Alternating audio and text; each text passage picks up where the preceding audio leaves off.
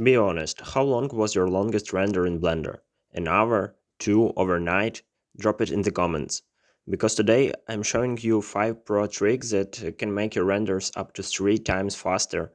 No paid add-ons, no magic, just small Blender settings that actually work in 2025. And hey, if you want a more quick Blender tips every week, hit subscribe so you don't miss the next one. Alright, let's speed things up. Let's start with something that can make a massive difference: instancing objects instead of duplicating them.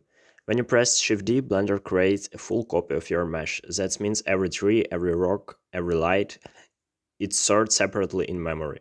So if you duplicate one rock 100 times, Blender actually has to render 100 individual meshes. Now if you press Alt D instead, Blender creates an instance. All instances share the same mesh data, meaning Blender only needs to calculate it once. Next, Frustum Culling.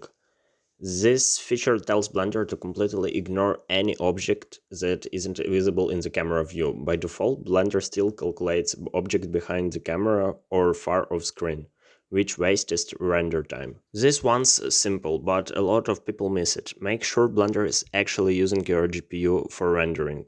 By default, Blender might use your CPU, which is more slower. Your GPU is made for parallel processing. It can handle thousands of render samples at once.